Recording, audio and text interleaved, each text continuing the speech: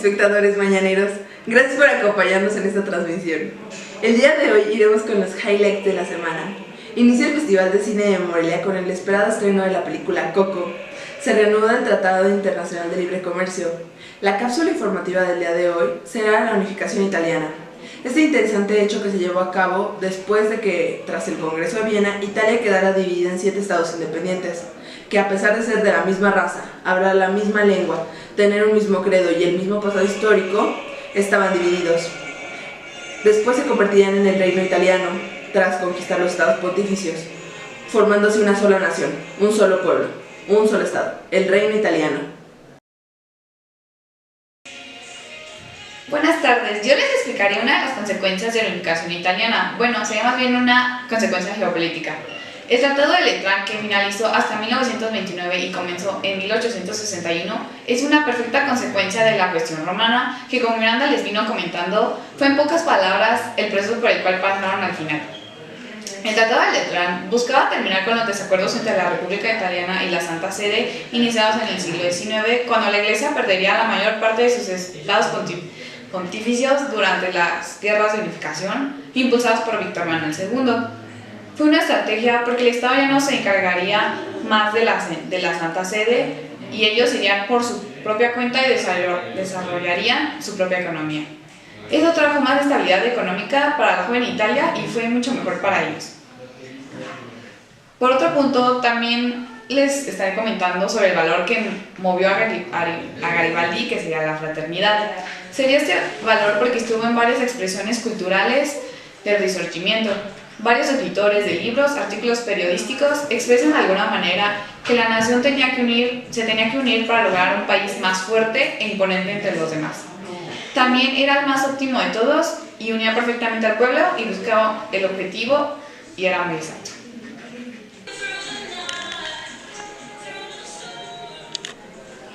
¿Qué tal, compañeras y muy buenos días, espectadores? Empezaremos con esta sección de chisme que sabemos que les encanta y nos basaremos el día de hoy en las ideologías. Pues bueno, el romanticismo. El romanticismo italiano fue cómo los italianos pudieron expresar ese sentimiento de nación que tenían en el proceso de unificación. Por ejemplo, algunos se inspiraron en los poemas, en las óperas clásicas, en las pinturas, entre otros más. Como el romanticismo va de la mano con el nacionalismo, cada uno fue un impulso para mover a Garibaldi y Conde de Cavour, quienes fueron los que movieron más a todos los italianos para lograr unificar los reinos. La ideología está prácticamente en todos los reinos unificadores, principalmente en Piamonte y Cerdeña, que es donde comienza todo. Un hecho histórico que puede representar esta ideología son los camisas rojas, que fue el nombre que recibieron los voluntarios que siguieron a Garibaldi en el sur de Italia durante la expedición de los 1000. Y fue consecuencia geopolítica de haber marchado con todas esas personas que lograron conquistar desde la playa de Cuarto hasta Silencia Occidental, que les sirvió como una estrategia de conquista. Ok, ahora pasemos con el nacionalismo. El nacionalismo es un movimiento e ideología del siglo XIX en el que se expresa un gran apego y amor a una nación. El nacionalismo italiano fue un movimiento social e ideológico en el que se expresa la idea de una nación unida. Esta ideología surge bajo el liderazgo de Mazzini en los territorios del norte, empezando con Piamonte, con el fin de unificar todo el territorio, abriéndose camino con la ideología del Renacimiento. El nacionalismo tiene una gran influencia del romanticismo, con las ideas plasmadas en los escritos de escritores como Leopardi o Manzoni. También los hechos de estar yendo de reino en reino e ir conquistando todo.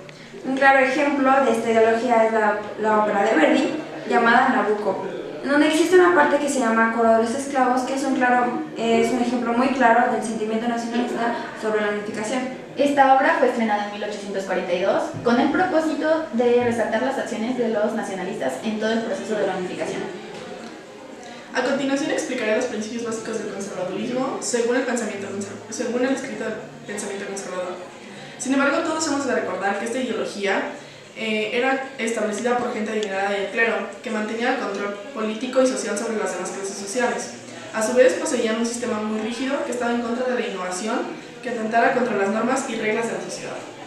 Un personaje que representa esto es el Papa Pío IV, porque él no quería dar a Roma a los italianos, ya que tenía ideas más conservadoras y religiosas. porque él creía que Roma debía ser exclusivamente del papado. Y no pertenecer a la joven Italia. Por eso existe la cuestión romana, que es todo ese proceso por el cual pasó Roma y el papado, y finalmente anexarse a Italia, que duró de 1861 a 1929. Y bueno, esto fue todo por la mesa de chisme. Gracias. Como podemos observar, hubieron varias consecuencias después de la unificación italiana. Hubo unas buenas, como la publicación de una ley de garantías que regulaba las relaciones con la Santa Sede e Italia. Y hubo otras malas, como la miseria social que surgió entre las clases campesinas y un aumento en el bandidaje, sobre todo en el sur del país. Pero lo importante de este hecho histórico es el nacionalismo que impulsó a otros países a unificarse, como fue en el caso de Alemania. Este mismo nacionalismo serviría de justificación para el imperialismo que surgiría a finales del siglo XIX y que haría que países como Alemania, como Inglaterra y España tuvieran colonias en todo el resto de Europa. Gracias por vernos, hasta aquí llegó nuestro programa.